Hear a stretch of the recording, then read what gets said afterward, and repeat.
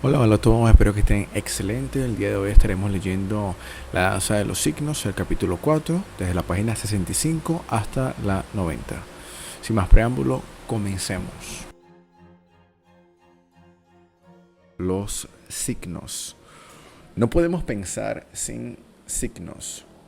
Urban W. La pista semiótica en torno a los signos. Aunque parezca sencillo, el fenómeno del signo resulta ser, en el momento de reflexionar sobre él, uno de los problemas filosóficos más complejos y difíciles. Lo hemos constatado en el capítulo anterior al narrar el esfuerzo intelectual que demandó a lo largo de la historia. Nos podemos preguntar, ¿cuál es el origen de los signos? ¿Por qué tenemos necesidad de crear signos? O, de manera más directa todavía, ¿por qué habla la gente? Sobre estas cuestiones hagamos al menos una reflexión general. Apenas la persona humana se coloca ante el mundo o ante sí misma como parte del mundo, se da cuenta que existen cosas, y entre las cosas que existen está ella misma, como ser humano que percibe cosas.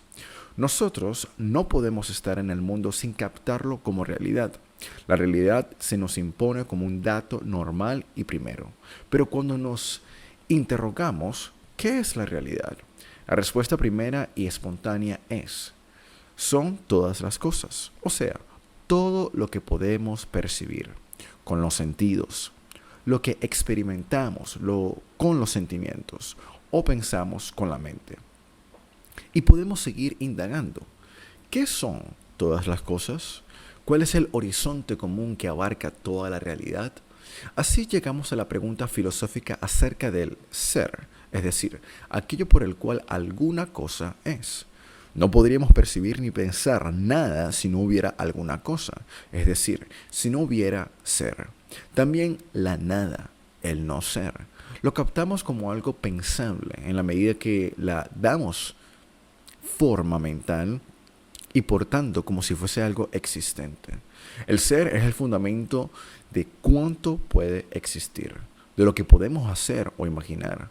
Es lo que está allí y que posibilita cualquier actividad humana, física, psicológica, afectiva o mental. ¿Qué tiene que ver todo esto con los signos? Tiene que ver porque también como trasfondo de toda actividad sígnica se halla la realidad del ser, la realidad de todo aquello sobre lo cual es posible decir algo o simplemente pensarlo y, en consecuencia, representarlo con signos. Las cosas que existen y con las cuales entablamos relaciones, aunque sean meramente lógicas, son el fundamento de la posibilidad de los signos, porque estos, en último término, también son seres. Si queremos tener un contacto significativo con la realidad, o sea, con el ser y los seres, nos vemos obligados a construir otros seres llamados signos. Y ellos nos permiten captar las cosas con algún significado. Por este motivo, los signos, antes de ser estudiados por la nueva ciencia de la semiótica, lo hemos visto, fueron de la antigüedad objeto de la curiosidad filosófica. Pongamos el siguiente ejemplo. Un niño visita el zoológico y se detiene con curiosidad a mirar los elefantes. Al día siguiente en la escuela le cuenta a la maestra lo que vio. Esta lo invita a describir cómo son los elefantes que ha visto. Con toda probabilidad, el chico narrará algunas de las características del paquidermo y además añadirá otras a modo de comentario e impresiones. Lo que hizo el chico con sus palabras es seleccionar y estructurar signos lingüísticos para comunicar su experiencia, o sea, para expresar un significado. Número 2. Naturaleza, rasgos y vocación de los signos. Este sencillo episodio del chico que cuenta su visita al zoológico nos da pie para explicar la naturaleza de los signos, que son, recordémoslo, un fenómeno social y por ello sirven como instrumento de comunicación. En primer lugar, el signo ofrece datos sobre la realidad representada. Es un conjunto de elementos que están en el lugar de otra cosa y que la designan. Los datos que entrega el signo son ante todo la imagen del elefante reproducida en la mente del niño. Esa imagen mental no es el animal real, sino solo una copia, con algunas características, no todas, del corpulento mamífero, con su larga trompa y grandes orejas. El signo, además, es una interpretación de la realidad representada. El chico agrega o no, toma en cuenta otras cosas al comentar lo que ha visto sobre los elefantes. El signo es siempre también una hermenéutica, es decir, la interpretación de algún sentido que tiene la realidad conocida. Cada vez que pensamos o imaginamos alguna realidad, hacemos una reproducción mental de la misma, pero bajo el aspecto o la forma en que nuestra mente la percibe. Y por tanto, interpretamos las informaciones recibidas. La percepción del ser, sea este real, pensado o imaginado, inicia nuestro diálogo con las cosas. Y los signos son un modo de apropiarse y de interpretar el mundo. En conclusión, el signo es un simulacro de la realidad que comienza en nuestra mente. Es correcto decir, entonces, que el pensamiento, la idea, es un signo, porque está en lugar de otra cosa, de cualquier ente percibido dentro o fuera de nosotros, o simplemente creado por nuestra fantasía.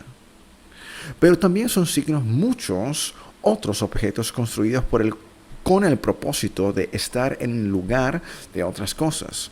Una foto, la señal vial, un gesto para saludar y todo aquello que podemos tomar convencionalmente como signo. Llegamos a la definición clásica de signo. Aliquid stat pro aliquo. Algo está en lugar de otra cosa. Y aparece así su dimensión relacional. Un objeto presente se relaciona con otro que está ausente. Esa relación, sin embargo, requiere de alguien que percibe la línea de conexión entre los dos objetos, es decir, alguien que actualice la realidad del signo. Tenemos entonces este juego de relaciones A está por B y esa sustitución es reconocida por C, lo que equivale a decir que A es signo de B y lo percibe C. Según este esquema, cualquier cosa puede asumir una relación sígnica con tal que esté en lugar de y para alguien al que se destina. Otra faceta de la estructura del signo la podemos ilustrar analizando el siguiente ejemplo. Enciendo mi computadora, introduzco un disquete y me dispongo a escribir. De pronto la máquina emite un sonido parecido a una alarma. Es la advertencia de que hay un virus. He percibido un signo y debo tomar las precauciones necesarias. Me pregunto, ¿por qué ese sonido lo captó como un signo? Porque todo signo tiene semióticamente las siguientes tres características. Una forma física por la cual se hace perceptible a los sentidos. El sonido de alarma debe referirse a algo diferente de sí mismo. Advierte sobre la presencia de un virus. Alguien debe reconocerlo como tal, o sea, como signo. Yo capto el significado. Hemos de agregar enseguida que esta explicación descarnada de la estructura del signo no da cuenta de todo lo que puede efectivamente desencadenar un signo a nivel comunicativo. A menudo, los signos instauran una red de sentidos que va más allá del simple reemplazar cosas, porque la semiosis es un fenómeno social y los signos se mueven al interior de contextos donde existe una constante y compleja interacción comunicativa. Los signos, pues, no son entes abstractos, sino elementos de uso vital, sometidos a continuos reconocimientos, a veces caprichosos y bizarros. La realidad de los signos instaura el problema de saber qué condiciones son las que dan lugar al reconocimiento de los signos, al mecanismo por el cual el sujeto separa los objetos en simplemente cosas y en cosas signos. Sobre esto volveremos más adelante. 3. Dos enfoques sobre el signo. En la historia de la semiótica han surgido varios modos de conceptualizar los elementos que componen la estructura del signo. Vale la pena presentar las dos corrientes más conocidas en la actualidad. Los otros intentos teóricos aparecidos posteriormente, de una manera u otra, se derivan o remiten a estas dos corrientes. A. La postura lingüística de Ferdinand de Saussure. Los estudios del signo ocuparon un puesto central en la lingüística. Por eso, no podemos menos que citar a F. de Saussure, 1857-1913, uno de los pioneros que se dedicó a analizar este tema. De él se derivaron numerosos estudios posteriores. Para F. de Saussure, el signo es una unidad lingüística que tiene dos caras. Una sensible llamada significante puede ser acústica, los sonidos de las palabras, o bien visual, letras de la escritura, pero siempre es algo material. Otra es inmaterial, la idea o concepto evocado en nuestra mente, y se llama significado. Saussure cita como ejemplo la palabra árbol. El significante es la forma física del término, mientras que el significado es el concepto mental de árbol. El signo además hace referencia a alguna cosa, y esa realidad Saussure la denomina realidad referencial. Es el objeto, la cosa o el fenómeno al cual se alude mediante el signo. Saussure piensa que el referente no integra la estructura del signo y que éste posee solo una semblanza diádica. En este aspecto, Saussure es deudor de una visión cartesiana de la mente y del conocimiento humanos. En cambio, Houghton y Richard, 1923, hablan de referente para indicar la entidad que señala el significante y lo consideran como un elemento que integra plenamente la estructura del signo. Siempre será necesario un referente para captar lo que se alude utilizando los signos. Está claro que no todos los signos se refieren a cosas reales o materiales. Gran cantidad de signos abarcan el mundo irreal, como sucede con muchos cuentos o películas de fantasía, donde se ven seres que jamás han existido fuera de la narración y de la pantalla. Otros signos aluden en cambio a entes abstractos, a conceptos teóricos o a relaciones, como sucede con los signos matemáticos. Saussure sostiene que en los códigos lingüísticos, la relación entre el significante y el significado es arbitraria, porque no está motivada por el objeto al cual se refiere, sino que está fundada en el consenso social por el cual los grupos humanos deciden asumir esa asociación. Este fenómeno explica la gran cantidad de idiomas que hay en el mundo. Por sí solo, un signo no tiene valor. Es necesario juzgarlo dentro de un sistema o estructura que es la lengua. Allí entra en relación con otros signos y se vincula con los demás elementos de todo el sistema lingüístico. El signo como fenómeno binario fue estudiado también por el lingüista danés Louis Helmsev, 1899-1963. Igual que Saussure, distinguió en el signo dos aspectos que llamó la forma de la expresión y la forma del contenido, para indicar respectivamente el plano sensible y material y la dimensión inmaterial o conceptual del signo. Debemos decir que cuando se comenzó a aplicar esta noción a los signos audiovisuales, especialmente al iconismo, aparecieron de inmediato las dificultades de trasladar al campo de las imágenes lo que es propio de las categorías lingüísticas. Este problema lo exploraremos en el capítulo sobre la imagen icónica.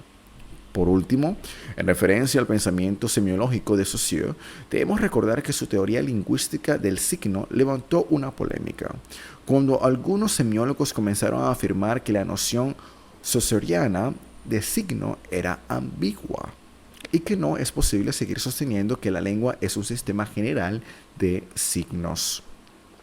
Los críticos y propiciadores de la disolución del signo afirmaban que hay que ubicar al lenguaje y por tanto también los signos dentro de una semiología entendida como un proceso de comunicación y no como una ciencia que estudia un sistema de signos. En consecuencia, afirmaban que los signos en sí mismos no tienen razón de ser, se disuelven, y lo que cuenta es la dinámica de las significaciones. En rigor de verdad, esta crítica hoy no se sostiene, porque aparece claramente parcial, ya que si teóricamente tuviese plena validez, se refiere exclusivamente a una categoría de signos, a los lingüísticos. Pero sabemos que los lenguajes desbordan la lengua y tienen una dimensión mucho más amplia y dinámica. Es cierto que los signos actúan dentro de la movilidad semántica propia de los procesos diacrónicos que le infligen cambios a los lenguajes. Sin embargo, no se puede negar que cada signo posee también una base sincrónica, fija y propia estructura inmanente. Y eso sucede también con los signos lingüísticos. La comprensión adecuada de los signos requiere además tomar en cuenta la larga reflexión e investigación histórica que se ha hecho sobre ellos. Por este motivo, nos detuvimos en el capítulo anterior a presentar una síntesis de la evolución de la noción de signo a través de los siglos. B. El modelo triádico de Charles S. Peirce. Este original pensador, 1839 a 1914, fue uno de los principales exponentes del pragmatismo filosófico del siglo XIX en Estados Unidos. Seguidor de la tradición filosófica realista, Peirce afirma la dimensión teórico-cognitiva del actuar humano y sostiene que nosotros nos movemos en nuestro entorno guiados por creencias de tipo existencial y pragmático. El rol del pensamiento es organizar y transformar el campo de la experiencia para coordinar las acciones humanas. Se trata de un pensamiento pragmático, destinado a captar los efectos y los significados prácticos que pueden tener un conocimiento en el obrar del individuo, ya que la finalidad de la acción es la de producir algún resultado sensible. Para comprender este enfoque de Peirce, es preciso recordar que él cultivó la lógica con el instrumento que permite pensar de lo desconocido a lo conocido, del no saber al saber, y de ese modo controlar nuestros conocimientos. En ellos están involucradas las creencias que acompañan nuestra experiencia existencial cognitiva y son expresiones de nuestros hábitos cuya finalidad es determinar nuestras acciones. Las creencias se oponen a la duda y nos capacitan para actuar de determinada manera en el momento oportuno. En consecuencia, nuestros conocimientos teóricos tienden a regular la praxis humana, sirven para prepararnos a las diversas formas de actuar. En este contexto se ubica también su teoría del significado de los entes. La tesis tradicional sostenía que el significado de una cosa era una especie de esencia objetiva presente en los objetos. Para Peirce, en cambio, el significado está en el pensamiento, pero no en forma pasiva como una imagen en el espejo, sino activamente, como una noción, como una acción por la cual organizamos y transformamos los campos de la experiencia en vista a intervenir en el mundo, a realizar un proyecto, llevar a cabo algún tipo de acción o comportamiento. Entonces, el significado de algo se configura con el conjunto de implicaciones prácticas que el objeto posee para algún sujeto. Conocer quiere decir captar esas implicaciones y por tanto su significado. Esta concepción de los efectos del conocimiento determinará su original modo de considerar también el operar de los signos. Peirce estudió en profundidad el fenómeno del signo y elaboró su propia noción, diferente del concepto estructuralista de inspiración saussuriana. Para Peirce, el signo es algo que, bajo cierto aspecto, representa alguna cosa para alguien.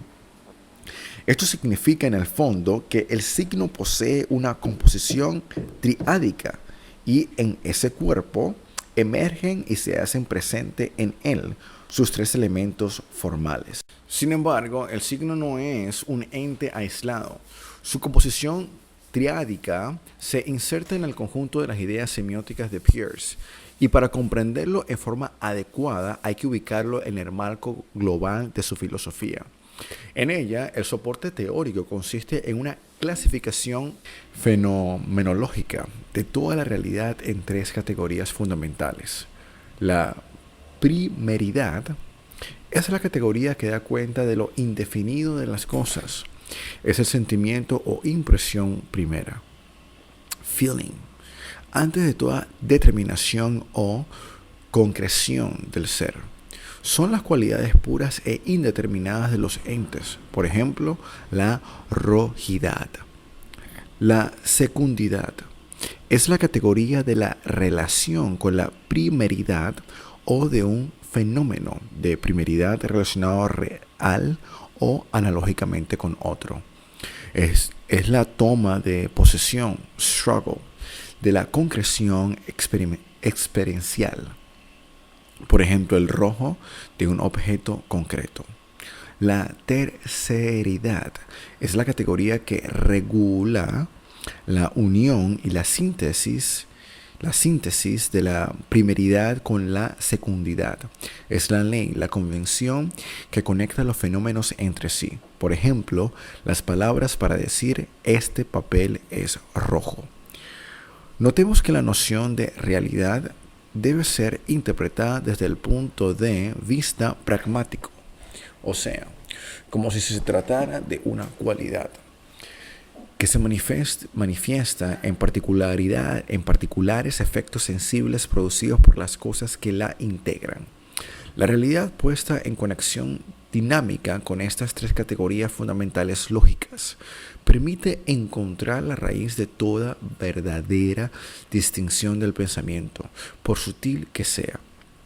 Y en este universo lógico es claro que también el signo debe asumir la modalidad triádica. He aquí los tres elementos que según Peirce conforman el signo. A. El representamen. Es lo que funciona como signo para que alguien lo perciba o sea la cosa que funge de signo. El signo mismo como tal, por ejemplo, las palabras de un idioma que han sido creadas para ese fin. El representamen está siempre en lugar de otra cosa. Es el sustentador o portador de esa cosa para los que han de verla o considerarla en el signo. B. El interpretante.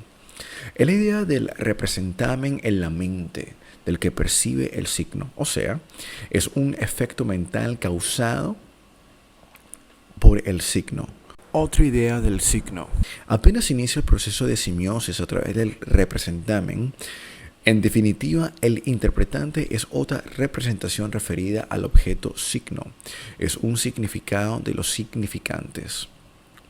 Hay que distinguir entre interpretante inmediato, que es simplemente el significado del signo. Su potencial significativo, el interpretante dinámico constituido por el sentido captado por un sujeto singular. Y finalmente el interpretante en sí, formado por la o las interpretaciones que le otorga al signo el sujeto singular, con los nuevos signos de carácter lógico que él va engendrando. C. El objeto. Es aquello a lo que alude el representamen.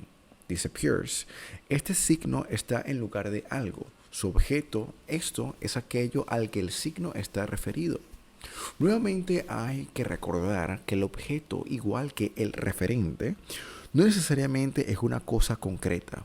Puede tratarse de ideas, de relaciones o de entes imaginarios y ficticios. El objeto exterior al signo se llama objeto dinámico y el objeto captado al interior del mismo signo es llamado objeto inmediato.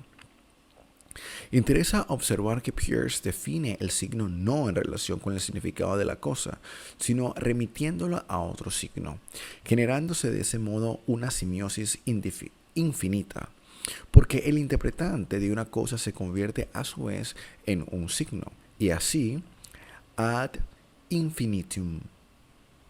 En efecto, cualquier representación sígnica, dice Peirce, no es otra cosa que otra representación.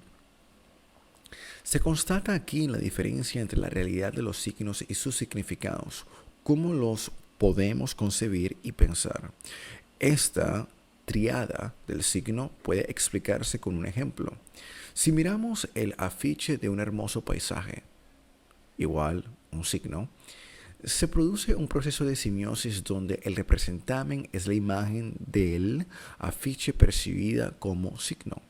El interpretante es la relación mental que establecemos entre el representamen y su objeto. En definitiva, es la idea del signo del afiche. El objeto es el paisaje aludido en el afiche. Es importante repetir que para Peirce el signo es una categoría mental, es decir, una idea mediante la cual evocamos un objeto con la finalidad de conocer y comprender la realidad o para comunicarnos. El proceso de aprehensión del signo se llama semiosis y se desarrolla en forma de espiral que va integrando nuevos procesos semiósicos, formándose de esta manera lo que hemos mencionado como semiosis infinita. C. Un esquema complementario. Los aportes teóricos de Saussure y Peirce sobre el signo permitieron a lo largo del siglo XX que otros semiólogos reflexionaran y enriquecieran el concepto. Así lo hicieron C.H. Morris, Charles Morris, Helmholtz, Ogden Richard, U. Eco, Sebeok, R. Bartlett, L. Prieto, entre otros. En conclusión, la comunidad de semiólogos en la actualidad está en grado de señalar los puntos fundamentales más seguros y adquiridos que se refieren a la estructura del signo. El consenso existe en torno a lo siguiente. Signo es todo lo que está en lugar de otra cosa y la significa. Es la marca sensible de una intención de comunicar un sentido. Se origina de la situación presencia-ausencia, es decir, presencia del signo y ausencia del objeto que denota. El signo tiene una composición ternaria, cuyos elementos han recibido diferentes nombres, según los autores que los han reflexionado. Aquí indicamos los términos que suelen usarse con más frecuencia y sintetizamos en un esquema las indagaciones que se han hecho sobre la compleja realidad del signo. El signo es todo lo que está en lugar de otra cosa y la significa. Es la marca de una intención de comunicar un sentido. El signo se origina de la situación binaria presencia-ausencia. La reflexión sobre el signo lleva a descubrir en él tres componentes. La cosa o fenómeno que denota el signo. Objeto, Charles Peirce. Denotatum, Charles Morris. Referente, Ogden Richards. El signo propiamente tal se llama representamen, Charles Peirce, significante, Saussure, símbolo, Ogden Richards, vehículo sígnico, Charles Morris. Lo que expresa el signo se denomina interpretante, imagen mental, Charles Peirce, significado, idea, concepto, Saussure, significatum, Charles Morris, contenido, Helmholtz, plano del contenido, marcas semánticas, persona que capta la relación entre A, B, C. Los signos van dirigidos a destinatarios que los reconocen e interpretan. Los preceptores hacen una lectura denotativa y connotativa de los signos. Su comprensión exige el conocimiento del código, o sea, del sistema de reglas que rige la estructura de los signos. En este esquema se debe precisar la noción del referente, la referencia de un signo, palabras, imágenes, sintagmas. Indica la cosa o el fenómeno que ese signo quiere evocar. Fue G. Frege que distinguió entre sentido del signo y su referencia o denotación, Bedeutung. El asunto de fondo que plantea el problema de la referencia es el del anclaje que tiene todo lenguaje respecto a la realidad. Los signos tienen la posibilidad de remitirnos a algo, a hacernos pensar en algún objeto o en una experiencia, en otros pensamientos o percepciones. Sabemos que para eso está hecho el lenguaje y lo podemos considerar una característica a priori de los signos en general, una propiedad de evocación que ellos poseen de dirigir nuestra atención a cosas que van más allá. Esto suele denominarse orden referencial de los signos. Los valores semánticos de los signos conducen siempre a relacionarlos con alguna función referencial de cualquier clase que ella sea. Puede tratarse de un objeto real como de una idea o un imaginario puro. En todo caso, el referente no es el significado del signo, porque este es descriptible dentro del sistema semiótico. En cambio, el referente es una cuestión extrasemiótica. P. Ricoeur expresó bien esto diciendo que el lenguaje sale de sí mismo y la referencia marca la trascendencia de ese mismo lenguaje. 1975. Sobre aquello que está fuera del signo se puede discutir filosóficamente para analizar la validez del realismo de las cosas. En semiótica la perspectiva es otra. No pretende dar cuenta de la posibilidad objetiva de los hechos del mundo, sino únicamente de los significantes que crean significaciones. Así, cuando el poeta Pablo Neruda escribe oscuros cauces donde la sed eterna sigue, entendemos semióticamente que es distinto de que uno diga deseo amar a una mujer. 4. Lo cubierto y lo manifiesto de los signos. A. Los signos disimulan. El signo, hemos señalado, funciona sobre el binomio presencia-ausencia. Precisamente su función consiste en hacer referencia a alguna cosa no presente. Cuando le preguntó a un amigo, ¿has visto a Carlos? Con ese signo verbal aludo a la persona de Carlos supuestamente ausente. Y si miro la foto de la montaña que escalé el último verano, la imagen es una entidad presente que alude a un objeto ausente. El signo está en el lugar de aquella montaña. Tenemos entonces aquí los tres elementos que hemos citado antes: el significante del signo, el referente o realidad aludida, ausente, y el significado. El proceso mental en la lectura del signo consiste en captar simultáneamente el conjunto de sus elementos, de modo que la relación entre ellos da lugar a la significación. La condición del signo es existir como ente diferente de lo que significa. Se trata, pues, de un fenómeno de simulación de lo representado que se hace perceptible en el significante. Cualquier tipo de semiosis se construye sobre alguna simulación que se utiliza como instrumento de significación, aunque de por sí el signo existe aún sin ser percibido. Por ejemplo, todas las palabras que conforman un idioma. Sin embargo, en un momento dado, el signo se hace perceptible apenas se establece una semiosis concreta. En el plano de los significantes, la simulación es un modelo interpretativo de cierta realidad para que cumpla con la tarea de significarla. Esos significantes de los signos tiene por finalidad el ser algo referido a una carencia, a una cosa fuera del signo mismo. Los objetos que no son signos no significan nada, simplemente son cosas. En cambio, aquellas cosas que fungen de signo son significantes portadores de significados.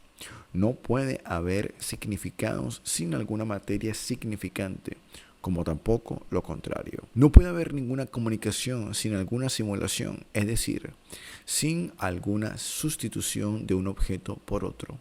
En este sentido es válido afirmar que el signo es una mentira semiótica. Presencia versus ausencia. Esto quiere decir, en definitiva, que el signo es aquello que está en lugar de otra cosa y por ese motivo es una mentira. Nadie cree que el avión que se ve en un cartel publicitario pueda realmente volar. Se acepta como una mentira que desempeña una tarea de simiosis. En síntesis, la identidad del signo es doble: presencia y ausencia. Positivamente es significante y negativamente es lo que falta y necesita ser reemplazado por el signo. B. Entidades culturales. El signo es siempre institucional. En este sentido, solo existe para un grupo limitado de usuarios. Tal grupo puede reducirse a una sola persona. Pensemos al nudo del pañuelo para recordar algo. Pero fuera de una sociedad, por más reducida que ella sea, los signos no existen. No es justo decir que el humo es el signo natural del fuego. Es una consecuencia o un componente del mismo. Solo una comunidad de usuarios puede instituirlo como signo. La producción de signos es, en el fondo, una estimulación programada por un grupo social, destinada para manifestar y a expresar aspectos de su vida. Al crearse un signo, se instala una muestra ficticia y estilizada de algo que cumple un fin semiótico. Incluso si se trata de objetos reales, un perfume, un vestido, un auto, cuando entran en función semiótica. Por eso, el significado de un signo es una unidad cultural definida en un campo semántico dado por oposición a otras unidades culturales. A nivel pragmático, es más concreto decir que se captan significaciones de signos y no solo significados, ya que el referente del signo también es una entidad cultural y no solo algo concreto al que se puede recurrir para detonarlo. Por ejemplo, la palabra escuela no se refiere solo al establecimiento donde se imparte instrucción a los niños. Alude también al conjunto de maestras, a los alumnos que la frecuentan, a cierto modelo de enseñanza, a la organización social de la educación, etc. En consecuencia, el signo no es tan solo el significado de la palabra o una referencia a un objeto dado, sino que abarca las diversas facetas de la cultura y contexto donde se utiliza su propósito en manifestar e indicar una unidad cultural. Dentro de la cadena de unidades culturales se producen continuas interpretaciones de signos por inferencia de otros. Esto es lo que origina la simiosis ilimitada. Los signos se generan y operan en los campos semánticos, los cuales, por ser fenómenos culturales cambiantes, experimentan continuos procesos de evolución. Por este motivo, los llamados referentes unidades culturales de experiencias van transformándose por la estrecha interacción que existe entre campos semánticos dados y los procesos socioculturales en continua formación. En el sistema de significados de Occidente, siempre el vocablo Madonna evocó solo a la Virgen María. Pero a partir de la década de 1980, el campo semántico propició también otras interpretaciones después que apareció la conocida cantante y actriz Madonna, y que en numerosas de sus expresiones artísticas se distancia totalmente del modelo imaginario que conocemos de la Virgen María. 5. Las funciones de los signos. Ya aludimos al carácter comunitario y social de los signos. Dijimos que ellos tienen un valor social, es decir, cumplen una función dentro de los grupos humanos. Sirven para reconocer significados y permiten la comunicación. Los signos más antiguos son los lingüísticos, o sea, las palabras de un idioma que desde el inicio de la historia ha utilizado la humanidad para designar y significar las cosas, las experiencias y poder comunicarse. Hoy sabemos que son vastas las funciones que desempeñan los signos. A. Las funciones según Roman Jacobson, 1896 al 1982. Una de las más conocidas clasificaciones de las funciones de los signos es la que elaboró el lingüista ruso emigrado a Estados Unidos, Roman Jacobson. Este investigador hizo un elenco de 6 funciones de los signos y lenguajes según la ubicación que adquieren dentro de un modelo de comunicación en el cual se distingue. Emisor, sus intenciones. Los códigos y las formas, el canal por el que pasa el mensaje o contenido, el referente u objeto, el preceptor, sus reacciones y efectos del mensaje. Aunque Jacobson pensó que estas categorías en relación con su funcionamiento dentro de la lengua, sin embargo se percibió que son aplicables también a otros tipos de lenguajes, como el gestual y el audiovisual. Hoy, esta clasificación se usa para interpretar las diversas clases de textos y mensajes que emiten y difunden los medios de comunicación social. He aquí las 6 funciones de Jacobson. Conativa. Sirve para establecer el contacto entre el emisor y el destinatario. Una maestra que diga a los chicos, presten atención, les voy a explicar de nuevo. Son conativos todos aquellos mensajes destinados a mover al sujeto a actuar. Con esta función, entonces, el emisor presta atención sobre todo a los destinatarios. Fática. Es la función centrada en el canal con el fin de asegurar el contacto y la relación con los demás. Los alumnos cumplen un rol fático porque buscan ante todo conectar a los interlocutores. Igual finalidad tienen las expresiones de enlace conversacional. Sí, claro, por supuesto. O bien el diálogo intrascendente sobre el estado del tiempo para mantener la comunicación. Esta función tiene escaso contenido informativo y en cambio posee una alta redundancia, por lo que interesa es la comunicación misma. La publicidad comercial suele usar este tipo de función cada vez que hace hincapié en estrechar lazos de amistad y benevolencia con los consumidores. Referencial. Sirve para designar objetos, personas, hechos, noticias, fenómenos, etc. Los mensajes referenciales tienen que ver con los referentes del signo, sus contextos o circunstancias. Su rol es, pues, referir y denotar. Los libros de textos, los noticieros televisivos, las crónicas de los diarios y los documentales de cine hacen un abundante uso de mensajes referenciales. Estética. Está centrada en la forma del lenguaje y desarrolla la dimensión poética o artística de los mensajes abiertos a interpretaciones múltiples por el modo con que son construidos.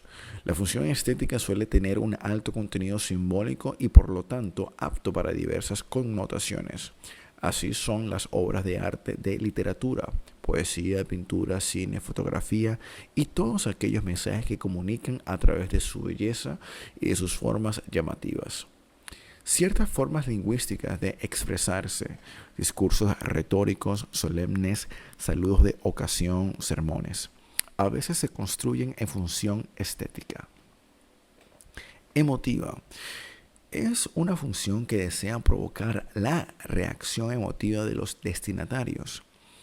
Se trata, pues, de mensajes subjetivos, aptos para emocionar o tocar los sentimientos, como, por ejemplo, los insultos, las expresiones de cariño o de amor, etc. Los medios masivos se esfuerzan por colocarse a este nivel y desarrollan con profusión mensajes que despierten la emotividad. Hacer reír, llorar, festejar, compartir sentimientos de aceptación o de rechazo, de ternura o de rencor, etc. Metalingüística. Su función es explicar otros códigos y signos con el fin de aclararlos o explicarlos. Es decir, tiene como referente el lenguaje mismo, tales como los diccionarios, las gramáticas y muchos textos que tratan sobre los diversos lenguajes utilizados en las culturas o en los medios de comunicación. En definitiva, la función metalingüística es la que habla de semiótica. Lo normal es que estas funciones en la práctica están presentes simultáneamente en los diversos usos del lenguaje. Sin embargo, aunque varias pueden concurrir en el desarrollo de una determinada situación comunicativa, una o dos suelen tener preponderancia sobre las demás funciones, según el tipo de comunicación que se trate. B. La postura de Carl Bourdieu, 1879 a 1963. Este lingüista alemán parte del concepto de Platón, según el cual el lenguaje es un instrumento para comunicar uno a otro algo sobre las cosas. Bourdieu opinó que en esta fórmula se evidencian tres elementos básicos de un esquema de comunicación. Alguien que habla para comunicar algo a otra persona que recibe el mensaje emitido. A partir de este esquema, Bourdieu establece las tres funciones fundamentales del lenguaje: representar las cosas y los fenómenos, es decir, transmitir mensajes y contenidos sobre algo que se relata, analiza o estudia. Es el nivel referencial de los signos, cuyo lenguaje se usa para describir el mundo, la naturaleza, los fenómenos sociales, históricos y científicos. También gran parte de los relatos escritos, orales o audiovisuales del periodismo son representativos de los sucesos y acontecimientos sociales de cada día. Expresar nuestras percepciones de las cosas y de la vida o para reflexionar sobre ellas en forma subjetiva. Con esta función damos a conocer nuestras opiniones, sentimientos, estados de ánimos, etc. En esta función predomina el lenguaje hablado en las relaciones interpersonales. En otros casos son igualmente expresivos muchos textos escritos, poéticos y literarios. Comunicar con los demás y mantener nuestros contactos como interlocutores es una función con abundantes elementos apelativos y de carácter muy variado. Desde las conversaciones telefónicas hasta órdenes, peticiones, toma de compromisos, contratos, recetas y muchas otras formalizaciones de las relaciones interpersonales. El proceso y el recorrido generativo de los signos va unido a las funciones que la gente les asigna al interior de los discursos y en relación con los contextos de su uso. Generalmente los niveles y las funciones que los signos asumen se entrecruzan y se mezclan con unos con otros, de modo que la presencia de una función no es excluyente, sino que coexiste con las demás, aunque alguna de ellas tenga un perfil más destacado. Una vez más aparece aquí en la dinámica de las funciones del lenguaje el carácter cultural de los signos y de los lenguajes en general, cuyo uso y circulación es pertinente a las épocas y lugares donde funcionan. Hoy, los medios de comunicación electrónica tienden a estandarizar cada vez más las funciones sígnicas, dándoles un carácter unidimensional. Por consiguiente, no hay que dejarse engañar por la multiplicidad de audiovisuales que circulan y creer que existe de igual manera gran diversidad de riquezas culturales en ellos. Más bien, los rasgos que aparecen hacen pensar que el funcionamiento de los medios masivos está claramente determinado por la idea de la globalización del mercado, según la cual todo, también la cultura audiovisual, se transforma en mercancía. Este fenómeno hace más difícil la emancipación y la originalidad creativa, al menos de gran parte de la industria cultural. Se impone la necesidad de un mayor sentido crítico frente a los medios para comprenderlos más ligados al presente y no tanto a esquemas teóricos pasados que poco servirían para analizar los fenómenos de ahora.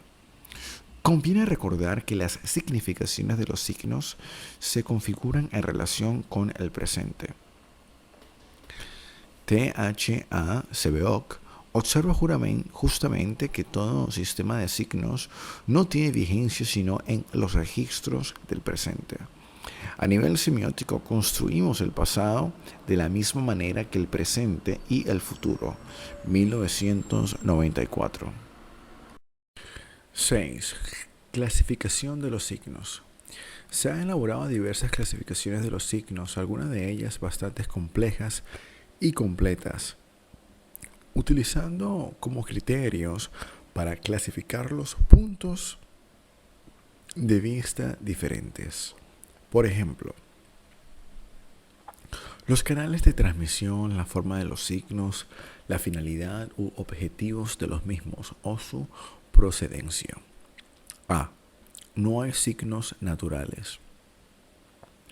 Una división muy difundida es la que distingue entre signos naturales y signos hechos por el hombre o artificiales. Ya hemos mencionado la crítica que se le ha hecho a esta distinción.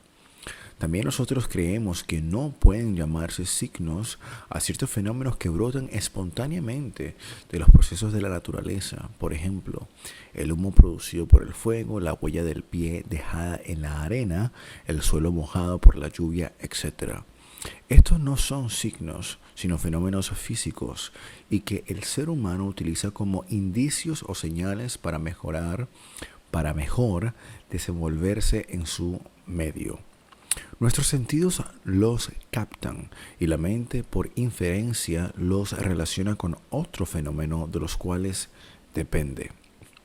Para darnos cuenta que hay fuego en una casa porque vemos el humo que sale de una ventana, no hace falta una convención social que establezca la relación humo-fuego o viceversa.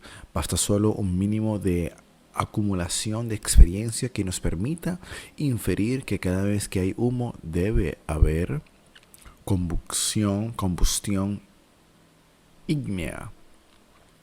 Lo mismo sucede en la medicina, la cual deduce la presencia de alguna enfermedad observando los síntomas. Desde la antigüedad, los síntomas naturales del cuerpo, la fiebre, la tos, el vómito, los dolores, han servido para diagnosticar las enfermedades. Existe, por cierto, una convención médica cultural que aplica criterios de lectura consensuada a un gran número de síntomas que la investigación ha descubierto como propios de determinadas enfermedades. Pero tales síntomas fueron descubiertos porque ya antes existían como simples fenómenos. Solo faltaba conocerlos y usarlos con criterios de utilidad médica. Solamente bajo este aspecto social y cultural a posteriori se podría de alguna manera llamar signos a los síntomas. Este mismo criterio es aplicable también a ciertos síntomas kinésicos, fácilmente observables en la vida cotidiana y mediante los cuales percibimos los estados emotivos de las personas, como la ira, el desaliento, la alegría, etc. A menudo, sin embargo, los estados anímicos van acompañados de gestos y posturas y entonces se mezclan con otros elementos culturales, de manera que apenas nos alejamos de los síntomas estrictamente somatopsíquicos. De inmediato entramos en el campo de los signos donde existe una finalidad semiótica. Los signos, repetimos, son fruto de una actividad humana socializada por la cual se crean objetos o se asumen cosas, fenómenos o hechos con el fin expreso de designar otras cosas ausentes. En consecuencia, no existen propiamente signos naturales. Pero desde el momento en que un grupo humano decide utilizar, por ejemplo, el humo para emitir mensajes, de inmediato ese humo deja de ser solo un producto de la combustión y pasa a convertirse en un fenómeno cultural y sígnico compartido para desarrollar una actividad de simiosis. Lo específico del signo no es lo natural en sí, porque la naturaleza carece de signos, sino la convención cultural, creada en el seno de la sociedad para designar a alguna cosa como signo. B. Signos verbales y no verbales. Para el uso pedagógico y educativo, parece preferible clasificar los signos en dos grandes grupos. Signos verbales. Son los más numerosos, abundantes y también los más utilizados en todas las sociedades humanas. Prácticamente no hay actividad de comunicación sin la palabra, y casi todas las demás formas de semiosis la incluyen.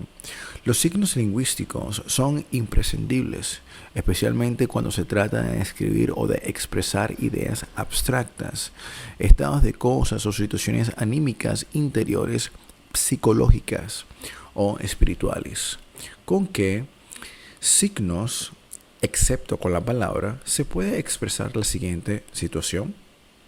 Aquel chico quedó huérfano de padre ayer. O bien, este pensamiento, la pedagogía debe ser crítica. Muy difícilmente se lograría dar a conocer estos mensajes solo con gestos o imágenes.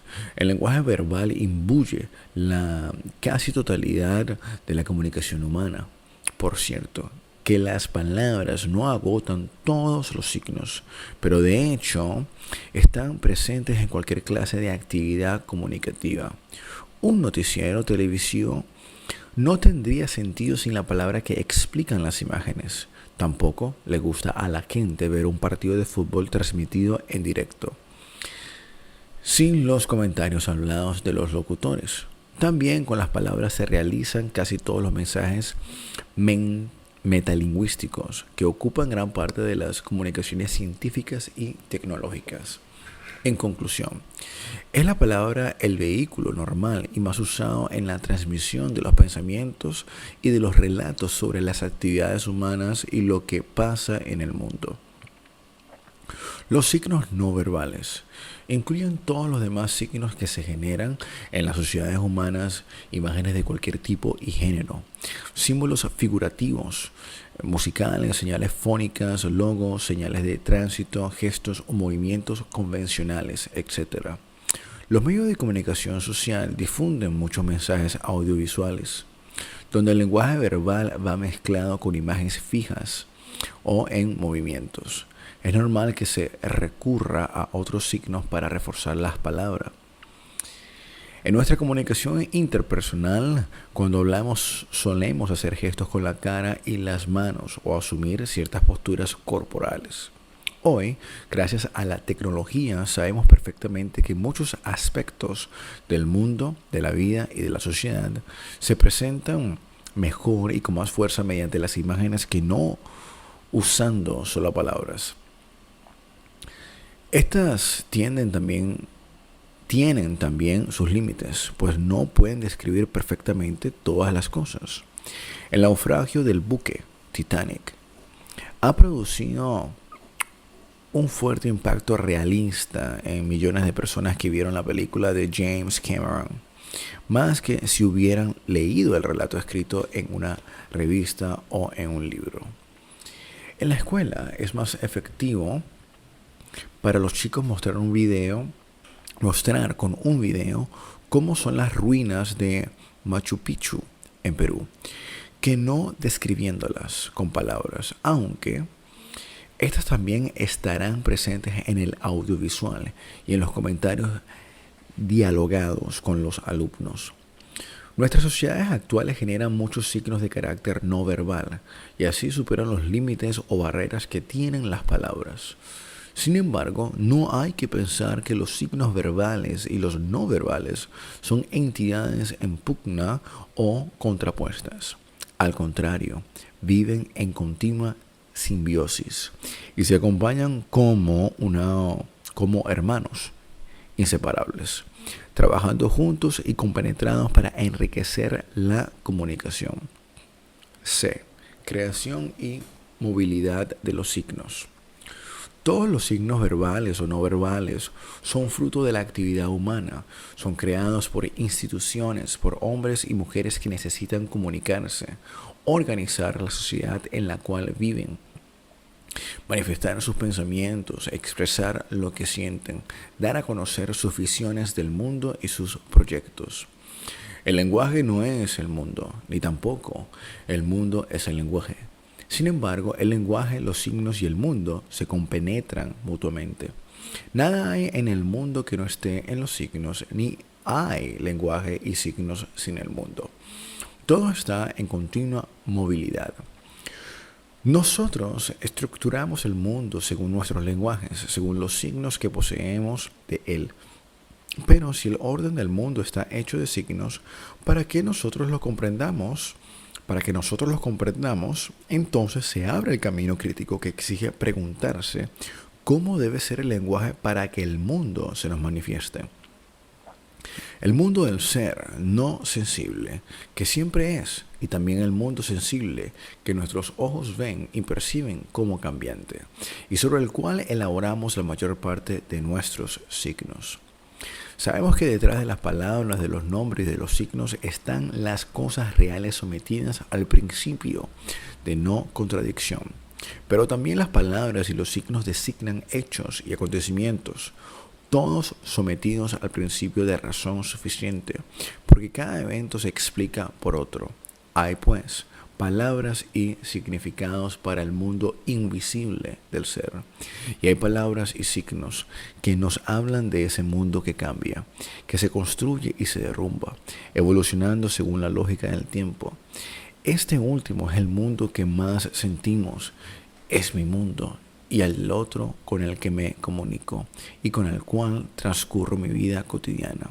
Es el mundo temporal donde se va desilvanando mi existencia, donde se desgastan mis horas, mis días y mis años. ¿Cuáles son los lenguajes que mejor nos permiten comunicarnos con el mundo y los demás? ¿Qué buscamos, en definitiva, cuando nos comunicamos? ¿Cómo generar signos que expresen los deseos más buenos del ser humano? ¿Es posible eliminar los signos y los símbolos de destructividad humana? ¿Qué signos vale la pena enseñar y crear para que sean pedagógicamente atrayentes? Los signos tienen necesariamente un ritmo de vida dinámico y cambiante. Los hay que, por su rol operativo y universal, tienen una larga duración. Otros, en cambio, son efímeros y desaparecen al poco tiempo de haber nacido. La cultura humana es una interrumpida fábrica de signos, pero es también un cementerio donde el tiempo va sepultando a aquellos que ya nadie usa y que están destinados a desaparecer. 7. Las dinámicas combinatorias de los signos. En el sistema de los signos nada está aislado, sino que los diversos elementos se integran funcionalmente. Esto es observable especialmente en las lenguas. Saussure utilizó el modelo binario para distinguir e integrar el plano de los significantes con el plano de los significados. Pero en el juego del tablero estructural de los signos, observó además la presencia de otros elementos o ejes combinatorios, binarios, y de ese modo introdujo los conceptos de sintagma y el paradigma, la diacronía y la sincronía. Aunque estas nociones han tenido en primer lugar una aplicación lingüística, más tarde los estructuralistas ampliaron su sentido y hoy se utilizan aplicados a otros fenómenos de semiosis. Explicamos en síntesis el sentido y alcance de esas nociones. A. El despliegue temporal del signo, su sincronía y diacronía. El término sincronía, del griego sincrono, igual junto con el tiempo. significa solo contemporaneidad y se asume como criterio para el estudio sistemático de los signos o hechos lingüísticos y asumirlos como un sistema organizado actual en un espacio dado. En el estudio de la lengua, una sincronía dura varios cientos de años y comprende transformaciones internas numerosas y variadas, mientras que diacronía, diacronon, igual a través del tiempo, indica sucesión. Los lingüistas que antes estudiaban el origen de las lenguas usaban el método diacrónico para analizar la evolución de las palabras. Sin embargo, la diacronía en sí misma no es decisiva para la comprensión sincrónica actual del lenguaje. En cambio, los dos conceptos son aplicables a situaciones comunicativas tales como un film o una novela. La sincronía alude al sistema, a sintagma, a relación con una estructura en el espacio, mientras que la diacronía se refiere a la historia, a las relaciones en el tiempo. La relación entre sincronía y diacronía es una relación asimétrica. Puede haber un estilo sincrónico que prescinde de los momentos diacrónicos, pero el estudio diacrónico se propone siempre como fin el análisis sincrónico, estructural o sistemático. Se trata, pues, de dos funciones complementarias en cualquier estudio semiótico o de otras ciencias. B. Las coordenadas del sintagma y el paradigma.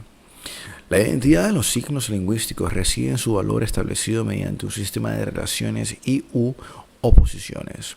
Por tanto, el funcionamiento de una estructura de signos depende de las relaciones que estos establezcan entre sí y no de su entidad autónoma.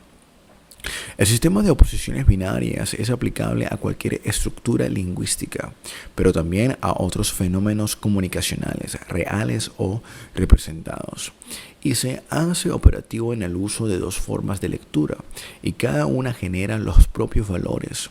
Nos estamos refiriendo al sintagma y al paradigma, el plano del sintagma. Llamamos sintagma a la combinación de signos o fenómenos que tienen por soporte la extensión y la contigüidad, el espacio. El sintagma es, pues, una relación de presencia, lo que factualmente existe una estructura dada. En el lenguaje articulado, esta extensión es lineal e irreversible, porque dos o más elementos lingüísticos no pueden ser pronunciados al mismo tiempo. El valor de cada término depende de su relación con los que le preceden y con los que le siguen. Así, en la lengua española, los sintagmas se reflejan en la sucesión de los términos.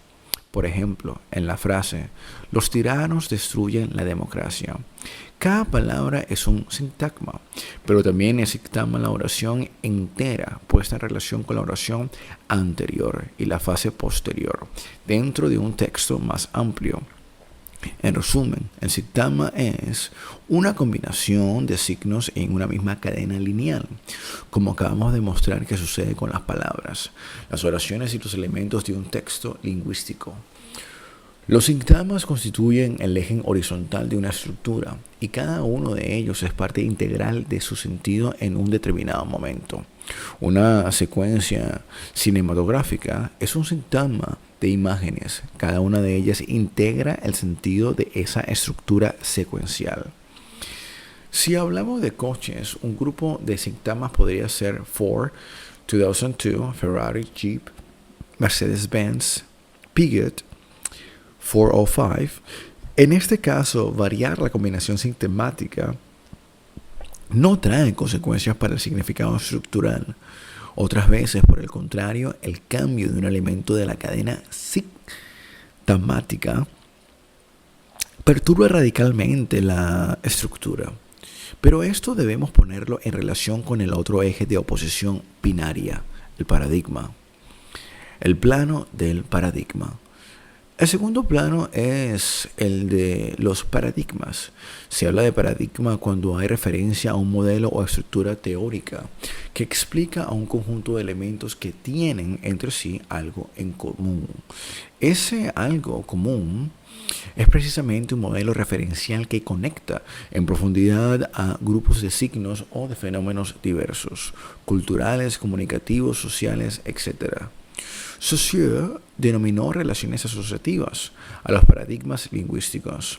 Con ello quería decir que en la lengua no solo percibimos los grupos sintagmáticos, sino que nuestro espíritu capta también la naturaleza de las relaciones que los unen en cada caso y crea con ello tantas series asociativas como relaciones diversas hay. Por ejemplo, si escuchamos diversas poesías, podemos percibir que todas ellas están relacionadas por un único esquema poético o por un modelo fónico común de rimas. Estas relaciones asociativas se llaman paradigma y operan en relación de ausencia respecto al plano sintamático, aunque mantenga con él una estrecha relación. Otro ejemplo de paradigma lingüístico consiste en percibir en una cadena sintamática términos que poseen una misma raíz: informar, información, informe, informática.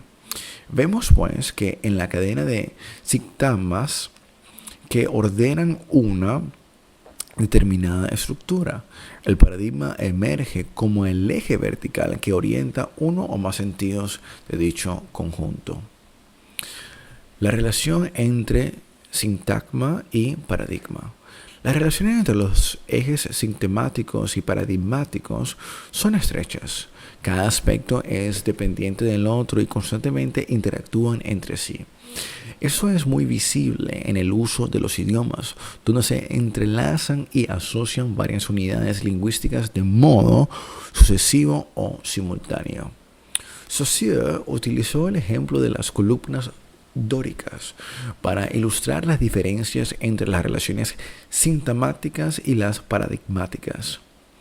Según este doble punto de vista, una unidad lingüística se puede comparar a una determinada parte de un edificio, por ejemplo, a una columna por un lado.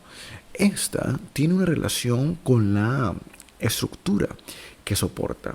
Este ajuste de dos unidades igualmente presentes en el espacio constituye la relación sintamática. Por otro lado, si esa columna es de estilo dórico, evoca la comparación mental con las de otro estilo: jónico, corintio, etc. Son elementos no presentes en el espacio. Es una relación asociativa, paradigmática. R. Jacobson, en esta misma línea, sostuvo que una determinada estructura de signos se configura sobre los ejes de selección y combinación.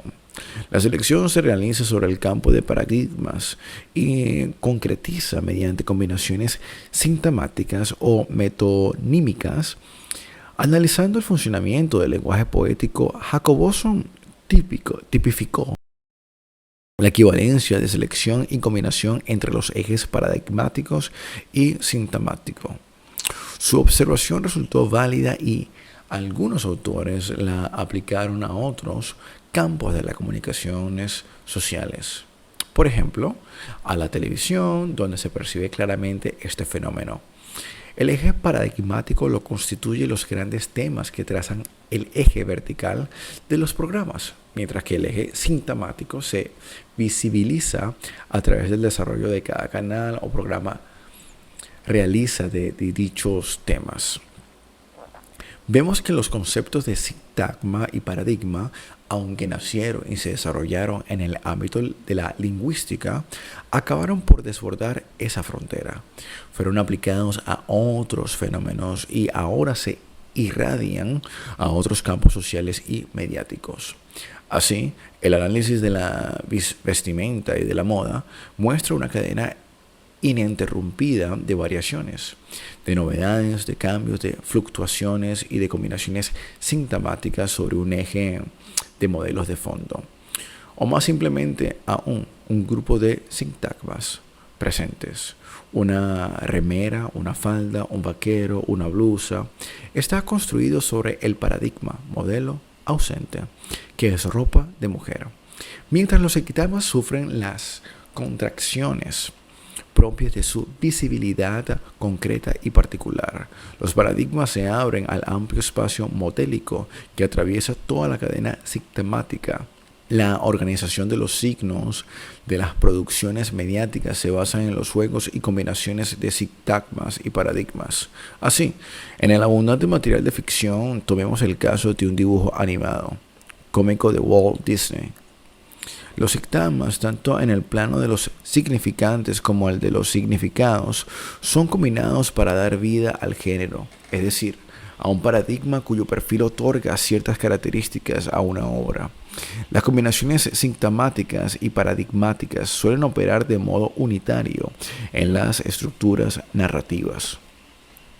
Y podemos seguir detectando la presencia de sintagma y paradigmas en multitud de formas expresivas de los medios masivos. En los diarios son visibles los siguientes ejes sistemáticas: la serie de títulos, los artículos, las imágenes, los tamaños, etc. En una historieta, la sucesión de viñetas, de episodios, de personajes, etc. En la publicidad, los productos ofrecidos, las formas publicitarias, etc. En un programa de TV, cosas, personas, decorados, escenas, capítulos, partes, etc. En una canción, texto, música y clase de instrumentos, cantante, etc.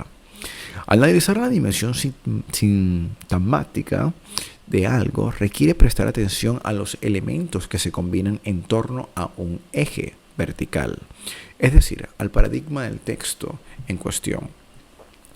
En los medios masivos se puede partir distinguiendo dos clases de productos: los ficcionales y los no ficcionales, y dentro de ambos tomar en cuenta los paradigmas de los géneros, para luego enfocarlos desde la perspectiva estructural y narrativa. Es importante prestar atención al uso de los paradigmas de parte de los productores. Un contexto específico lleva a elegir ciertos paradigmas y a destacar otros. Toda elección involucra el abandono de otras. La identificación de paradigmas es indispensable para definir el significado de un texto.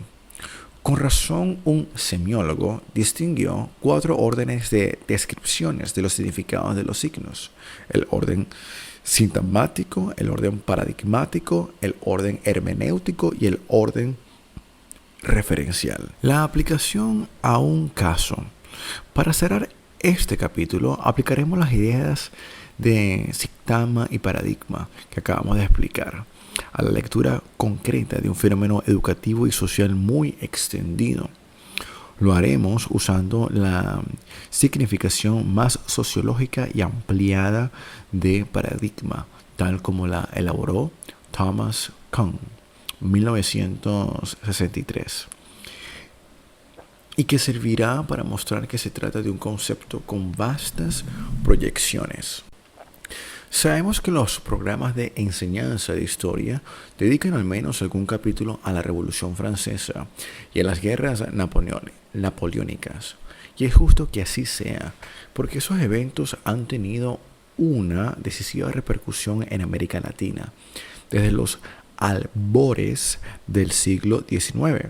Abrieron el camino hacia un nuevo orden social basado en las democracias modernas, fundadas en los derechos de los ciudadanos. Pero no sé si entre las cosas que se dicen se cuenta también que una de las novedades introducidas por esa gran revolución y por Napoleón fueron los ejércitos nacionales, que aparecieron en nuestras sociedades modernas con el mecanismo de la movilización masiva, levée-et-massée, de ciudadanos para la guerra. Así se elevó a categoría ideológica la importancia del ejército para un país, hecho que todas nuestras naciones han copiado con mucha satisfacción. Hoy todas las guerras suelen tildarse de patrióticas y por tanto exigen el compromiso de toda la nación lanzada a la guerra. Este es un ejemplo de instalación de un paradigma a nivel social. Podríamos denominarlo un macro paradigma. De ninguna manera se trata de un hecho mecánico, sino de un proceso que fue abriéndose camino a impulsos sucesivos hasta hacer posible su vigencia total. Todo paradigma necesita deconstruir su modelo opuesto hasta imponerse. Esto sucede a medida que entran nuevas ideas y códigos que van suplantando las convicciones, los códigos y valores de antes. Llega un cierto momento en que la mayoría comparte la nueva visión y se acepta el modo de proceder sin cuestionarlo, ya que existe un consenso de la comunidad. Un nuevo paradigma exige igualmente un nuevo lenguaje, expresiones sintomáticas acordes con el nuevo código que sostiene la estructura. Es posible entonces percibir la presencia de una multiplicidad de pequeños sintagmas armoniosamente construidos en torno al eje vertical paradigmático. En referencia con el paradigma militar que hemos citado, podemos señalar algunos ejemplos de sintagmas que giran a su alrededor. El orgullo que despierta en nuestros países cada desfile militar. El deseo de los jóvenes de clase social baja de enrolarse al ejército para llegar a ser alguien en la vida.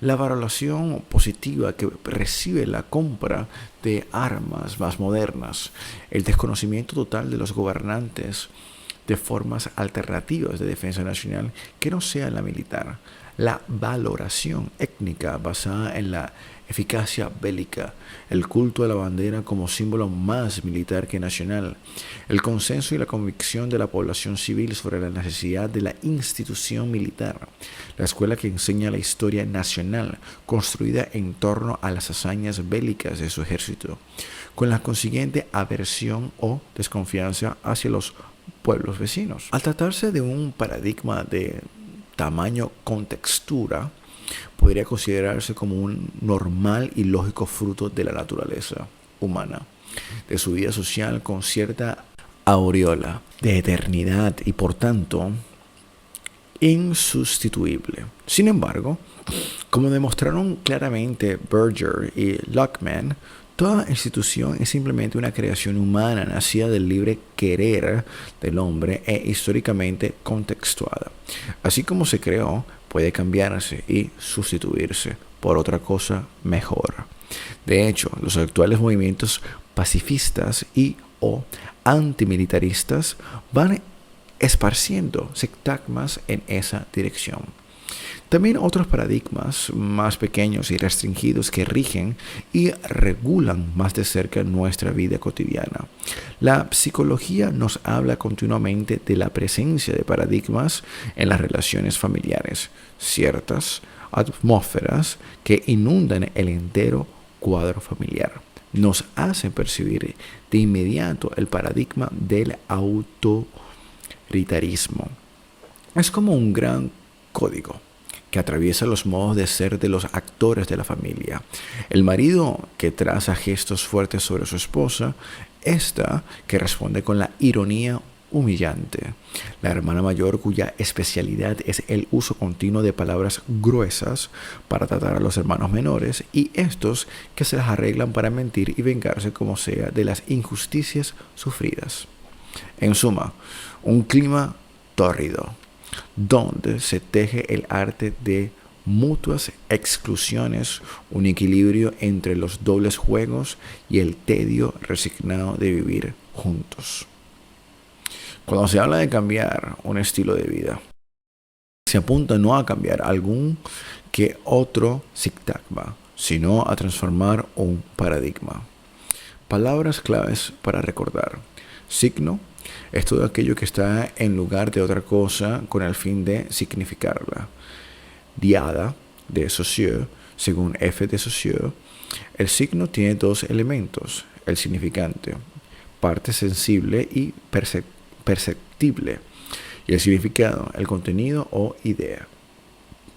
triada de Peirce, Charles Peirce, concibió el signo como una triada compuesta por un representamen, el signo mismo, el interpretante, la idea del representamen en la mente del sujeto que percibe el signo, o el objeto, aquello a lo que alude el representamen. Funciones del signo: operación que realiza el signo de acuerdo a su ubicación y finalidad en una estructura comunicativa. Jacobson analizó 6 funciones: conativa, fática, referencial, estética, emotiva y metalingüística. Sintagma: es la lectura de los signos puestos en relación de presencia en la estructura dada de cada signo. Los sintagmas constituyen el eje horizontal de una estructura y cada uno de ellos es parte integral de su sentido en un momento dado. Paradigma: es el modelo teórico que explica una estructura de signos o una cadena sistemática. El plano del paradigma forma el eje vertical e invisible que atraviesa el plano sintomático y orienta su sentido profundo. Bibliografía: Eco Humberto, signo, 1973, Edith Labor, Barcelona, 1994, Eco Humberto, 1977, Tratado de Semiótica General, Ed Lumen, Barcelona, ver el capítulo sobre el signo. Dallera Osvaldo, 1996, Los signos en la sociedad, Ed Paulinas, Bogotá. Sebeok Thomas, 1996, Signos, una introducción a la semiótica, Paidós, Buenos Aires, 1996. Marty Cludd, Robert Marty, 1995, La semiótica, 99 respuestas, Edicial, Buenos Aires. Guriel Peirce, 1996, La semiología, 1971, Siglo XXI, Editores México, 1972, ver capítulo 1, Funciones y Media. Y el capítulo 2, La significación, forma y sustancia del signo. Magariños de Morente, Juan A., 1983, El signo, las fuentes teóricas de la semiología, Saussure, Peirce, Morris, ed. Hackett, Buenos Aires. Marafiotti, Roberto, 1998, Recorridos semiológicos, signos, enunciación y argumentación. Eudeva, Buenos Aires, del capítulo 2, Charles Peirce, el signo y sus tricotomías. Página 35 al 78. Seccheto Vittorino, 1999, 6 semiólogos en busca del lector, Edith Sicus, La Crujía, Buenos Aires, ver los 2 primeros capítulos sobre la teoría de F. Saussure y de Charles Peirce, respectivamente.